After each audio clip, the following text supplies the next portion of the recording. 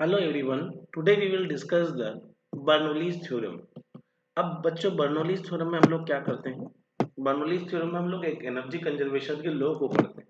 तो उससे हम लोगों को एनर्जी कंजर्वेशन में हमें पहले एनर्जी के बारे में जानते हैं कि कौन कौन सी एनर्जी कंजर्वेशन हम लोग करते हैं। तो सबसे पहले इसके अंदर आता है बच्चों, वो आता है काइनेटिक एनर्जी। अब काइनेटिक एनर्जी क्या होती है? The energy possessed by a liquid by virtue of its motion is called its kinetic energy. हम लोग जानते हैं, बहुत बेसिक डेफिनेशन है कि किसी भी चीज़ की वर्च्यू मोशन की वजह से जो एनर्जी आती है वो काइनेटिक एनर्जी होती है। और काइनेटिक एनर्जी लिक्विड की होती है हमारे पास, मान लीजिए हमारे पास होती है हाफ एम वी स्क्वायर। अब यहाँ हमारे पास दो चीज़ें हमें काम में आती है ज़्यादातर।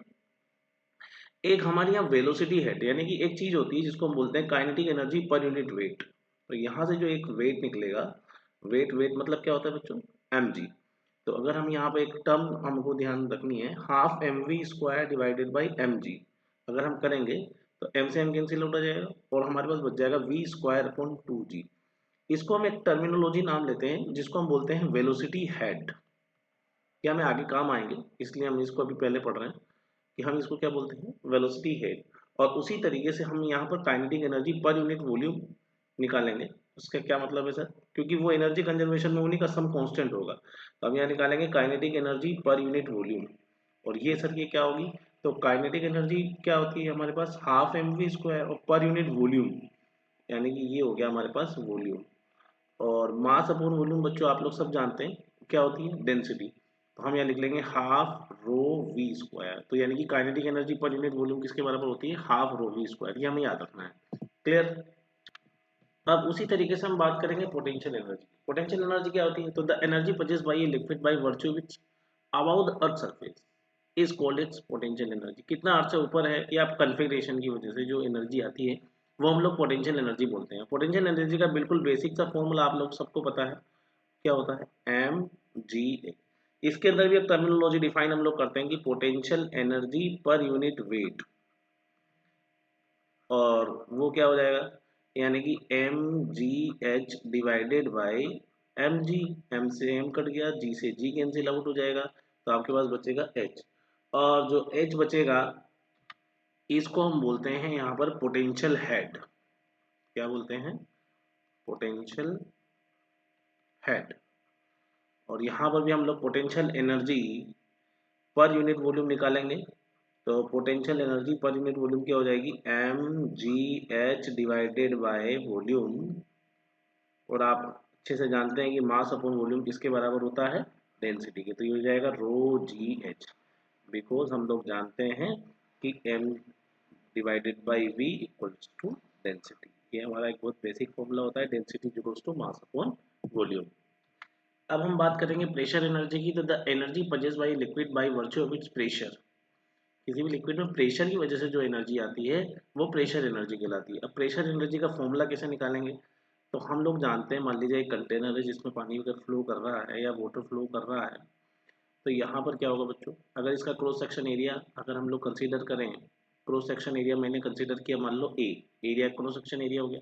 अब यहाँ लिक्विड इस पर फोर्स लगा रहा है, मान लीजिए एफ, और ये जो लिक्विड आगे बढ़ जाएगा इससे, ठीक है। तो ये जो है एस डिस्टेंस कवर करेगा। तो हम लोग जानते हैं कि वर्क डन क्या होता है? Force into displacement. ये सुन, और फोर्स इनटू डिस्प्लेसमेंट होता है, और फोर्स बराबर क्या होता है? प्रेशर। अगर हम लोग देखें तो फोर्स अपॉन एरिया, और pressure into area equal to होता है फोर्स। ये सुन, हम लोग यहाँ पे फोर्स की जगह क्या लिख सकते हैं? Pressure into area. तो P इंटू ए इंटू एस, और यानी कि प्रेशर इंटू ए इंटू एस यानी कि डिस्टेंस, या तो एरिया इंटू डिस्टेंस किसके बराबर हो जाएगा? वॉल्यूम। तो ये हो जाएगा वॉल्यूम। और यही वर्क डन जो होता है वो एनर्जी की फॉर्म में होता है।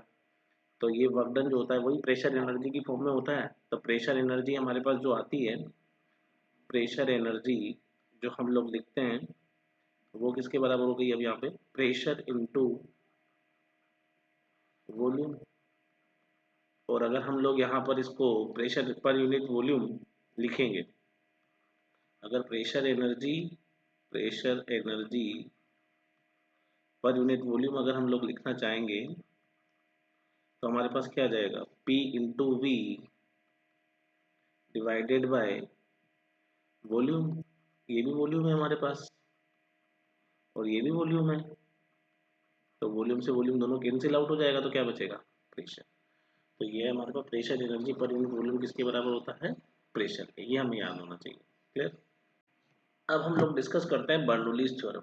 अब बर्नौलीज थ्योरम में हमने यहाँ पे क्या किया है बच्चों, कि यहाँ पर हमने दो क्रॉस सेक्शन एरिया वाली एक ट्यूब ले ली है, जिसका मान लीजिए यहाँ जो क्रॉस सेक्शन एरिया है वो A1 है, यहाँ जो फ्लूइड का जो वेलोसिटी है वो V1 है, और जो यहाँ से इसकी एक रेफरेंस लेवल से जो हाइट है वो H1। उसी तरीके से यहाँ पर क्रॉस सेक्शन एरिया A2 है, और यहाँ पर जो फ्लूइड की वेलोसिटी है वो V2 है, और यहाँ रेफरेंस से लेकर जो हाइट है वो H2 है। ठीक।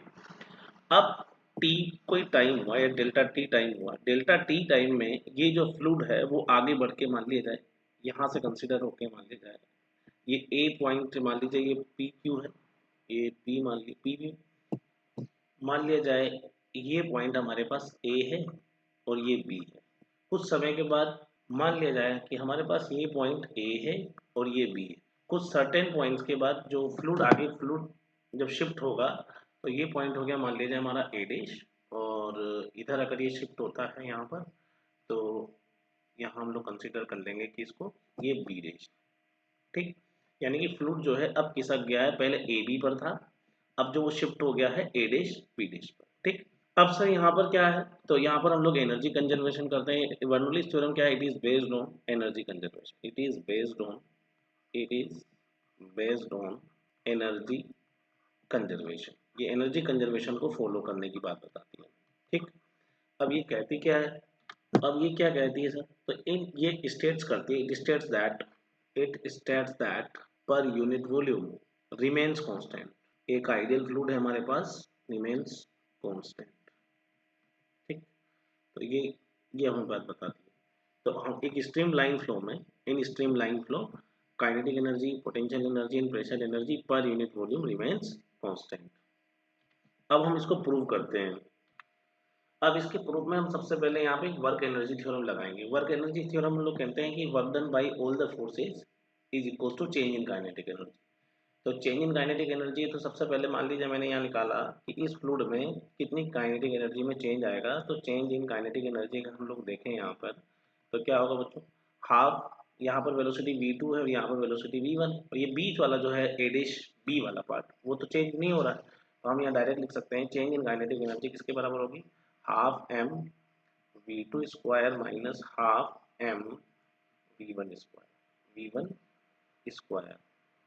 चाहे तो आप यहाँ से कॉमन भी ले सकते हैं, हाफ m कॉमन आ जाएगा, तो ये हो जाएगा v2 square minus v1 square. अब हम लोग यहाँ पर work done by the fluid निकालते हैं। Work done by fluid pressure क्या होगा? यहाँ पर दो फोर्सेस लग रहे हैं, work done by fluid pressure है कि हमारे पास ग्रेविटी, दोनों का। तो work done by fluid pressure कितना वर्क डन कर रहा होगा ये हम लोग देखते हैं। तो सबसे पहले यहाँ देखते हैं हम लोग, तो work done by fluid pressure कितना काम कर रहा होगा। तो यहाँ पर जो फ्लूइड बह रहा है उसने क्या किया, यहाँ से इसको ए से ए डैश भेजा है, तो फोर्स इधर है, फोर्स इधर लग रहा है, और डिस्प्लेसमेंट भी हमारे पास इधर ही है। तो यहाँ पर क्या हो जाएगा बच्चों कि फोर्स और डिस्प्लेसमेंट इधर है, तो वर्क डन बाय फ्लूइड हम लोग ऐसे निकाल लेते हैं यहाँ पे, work done by fluid equals to, और कितना होगा? फोर्स इनटू डिस्प्लेसमेंट होता है। तो हमने मान लिया कि यहाँ पर F1 फोर्स लग रहा है, A1 एरिया है, तो F1 फोर्स इनटू डिस्प्लेसमेंट। अब डिस्प्लेसमेंट इसने कितना किया? अगर यहाँ ये V1 वेलोसिटी से मूव कर रहा है और ये डेल्टा टी टाइम तक चल रहा है, तो डिस्प्लेसमेंट हुआ इसका ए डैश। इसका मतलब क्या हुआ? F1 V1 डेल्टा टी, और थीटा जीरो है क्योंकि फोर्स और डिस्प्लेसमेंट सेम डायरेक्शन में। इस जगह फोर्स और जो डिस्प्लेसमेंट है वो दोनों सेम डायरेक्शन में, इसकी वजह से थीटा जीरो हो रहा है यहाँ पर। और एफ एस कोस थीटा होता है, तो थीटा जीरो की वैल्यू 1, यानी कि F1 V1 डेल्टा टी। अब प्लस यहाँ पर आ जाएगा हमारे पास प्लस। अब इस वाले में देखते हैं, इसके नीचे वाले में देखेंगे, तो यहाँ पर जो फ्लूइड होगा वो इधर इस पे फोर्स लगाएगा। अब जो फ्लूइड है फोर्स F2 इधर लगाएगा और डिस्प्लेसमेंट इधर है, यानी कि F2 इधर है और डिस्प्लेसमेंट इधर है। तो यहाँ पर जो थीटा है वो 180 डिग्री हो जा रहा है, और थीटा 180 डिग्री हो जा रहा है, तो कोस 180 की वैल्यू -1। तो इसका मतलब क्या हुआ? यहाँ हो जाएगा, और यहाँ पर जो लेंथ है, यहाँ पर जो लेंथ है वी बी डैश, बीबीडीएच वो भी कितना हो जाएगा V2 डेल्टा टी, यानी कि डेल्टा टी टाइम में कितना चल लेगा ये वाला, अगर ये डेल्टा टी टाइम में कितना चल लेगा ये V2 डेल्टा टी, ये डिस्टेंस हो जाएगी, और यहाँ पर जो ये डिस्टेंस है वो हो जाएगी हमारे पास V1 डेल्टा टी। यस और नो? तो जो हमारे पास यहाँ पर F1 V1 डेल्टा टी बना, यहाँ पर क्या बन जाएगा minus F2 V2 delta T, यानी कि एफ एस है और ये कोस 180 की वजह से -1 जनरेट हुआ। तो इसका मतलब क्या हुआ यहाँ पर F1 V1 delta t minus F2 V2 delta T, ये हमारे पास वर्क डन बाई फ्लूइड निकला। अब यहाँ पर एक और फोर्स है जो कि कंजर्वेटिव फोर्स है और ग्रेविटेशनल फोर्स है। तो work done by conservative force हमारे पास क्या होता है आपको पता है। तो हम लोग जानते हैं कि work done by conservative force होता है change in potential energy. Work done by conservative force is equals to minus का डेल्टा यू, यानी कि माइनस यू एफ माइनस का यू आई, माइनस से मल्टीप्लाई कर देंगे बच्चों तो ये कितना हो जाएगा u initial minus u final, यानी कि work done by conservative force हमारे पास ये है। और कंजर्वेटिव फोर्स क्या होती है, यहाँ पे अगर ग्रेविटी है तो यहाँ वर्क डन बाई ग्रेविटी किसके बराबर हो जाएगा यू आई माइनस यू है potential energy initial minus potential energy final. अब इस डायग्राम में देखते हैं हम लोग, तो यहाँ पर क्या होगा, यहाँ पर पोटेंशियल एनर्जी, यहाँ पर इन दोनों की पोटेंशियल एनर्जी ए डैश, यहाँ पर पोटेंशियल एनर्जी इस ए डैश बी की तो चेंज नहीं होगी, केवल इसकी चेंज होगी। तो यहाँ H2 पोटेंशियल एनर्जी आ रही है और यहाँ कितनी पोटेंशियल एनर्जी आ रही है H1। तो इनिशियल की पोटेंशियल एनर्जी हो जाएगी हमारे पास mgh1 माइनस mgh2, ये फाइनल पोटेंशियल एनर्जी इसकी ये बनी mgh1 माइनस mgh2, ये वर्क डन बाई ग्रेविटी हो गया आपके पास। अब इन दोनों को वर्क एनर्जी थ्योरम में लगाएंगे तो अप्लाइंग, हम आगे लिखते हैं इसमें applying work energy theorem.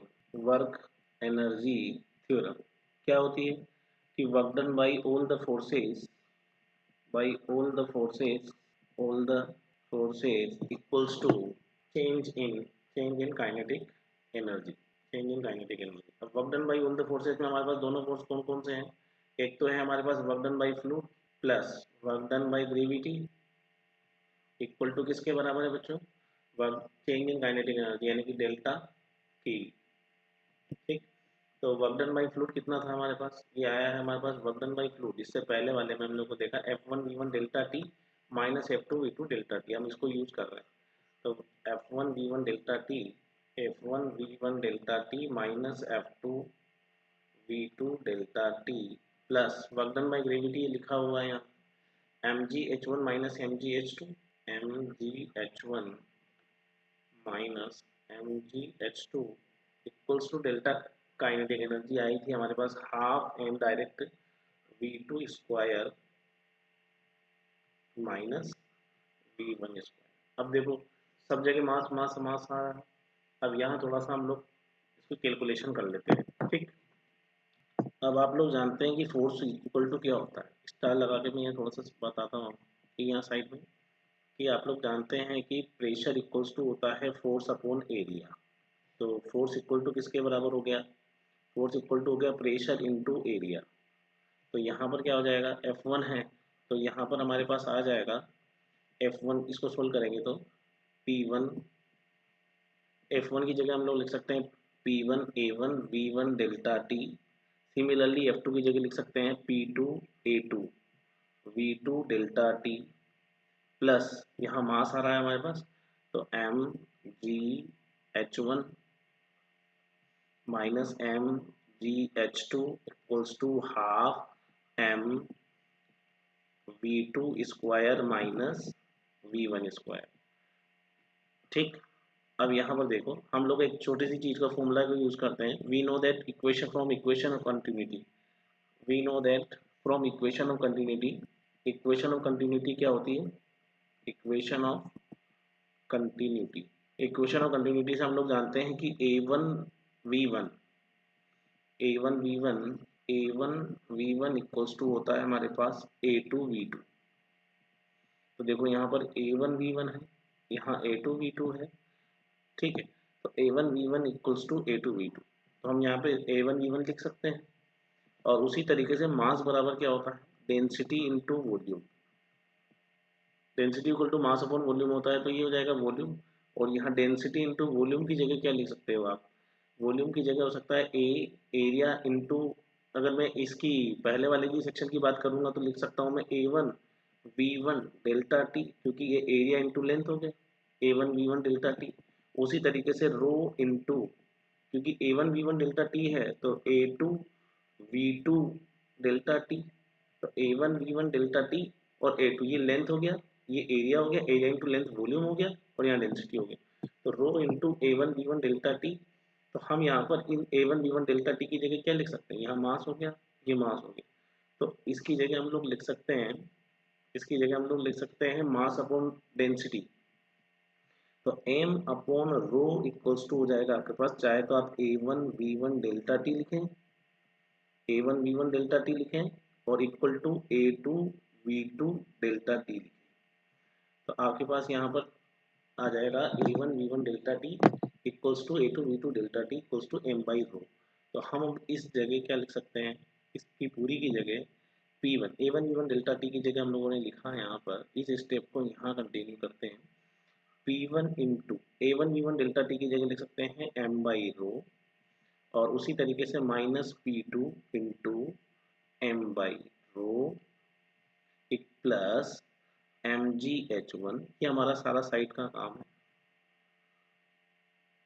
mgh1 या mg भी कॉमन ले लेते हैं, तो h1 minus h2 equals to half m v2 square minus v1 square. अब आप आराम से देख सकते हैं कि सब जगह से मास मास मास कैंसिल आउट हो जाएगा, m m, यहाँ से भी m और यहाँ से भी m कैंसिल हो जाएगा, तो बचेगा क्या हमारे पास, P1 upon rho minus P2 upon rho plus g H1, इसको मैं ब्रैकेट को भी ओपन कर देता हूँ, तो यहाँ पर क्या हो जाएगा GH1 minus GH2 equals to half V2 square minus half half V1 square.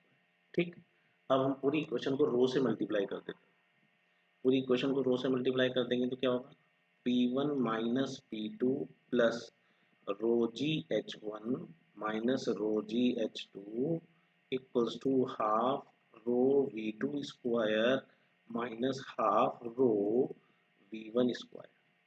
अब क्या हुआ, आगे देख, अब P1 1 1 वाले को एक तरफ और 2 2 वाले को एक तरफ करते हैं, तो आप देखेंगे P1 प्लस इस वाले को इधर लेके आते हैं तो half rho V1 square plus rho g H1 equals to, ये P2 वाला इधर गया तो क्या हो जाएगा, P2 माइनस का है प्लस का हो जाएगा, इधर से चलते हैं माइनस रो जी H2 है या प्लस का हाफ रो V2 स्क्वायर है, तो हाफ रो plus half rho V2 square, और यहाँ पे हो जाएगा प्लस का ये वाला पार्ट, ये वाला पार्ट जाएगा इधर, प्लस में हो जाएगा रो जी H2।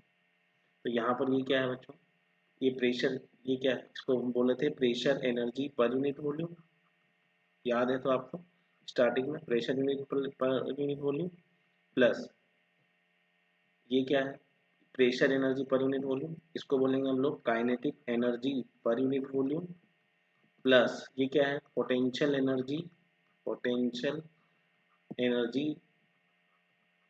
पर यूनिट वॉल्यूम। अब देखो तीनों का सम जो है वो कांस्टेंट आ रहा है, ठीक है, तो ये तीनों का सम क्या होता है, कांस्टेंट होता है, यही हमारे पास, यही है हमारी बर्नौलीज थ्योरम, एचपी, यही हमारी बर्नौलीज थ्योरम है कि sum of the pressure energy per unit volume, sum of the kinetic energy per unit volume and potential energy per unit volume remains constant. इस तरीके से हम लोग इसको डिराइव कर सकते हैं, आराम से इसको देख सकते हैं आराम से, तो इस तरीके से हम इसको डिराइव कर सकते हैं। Thank you.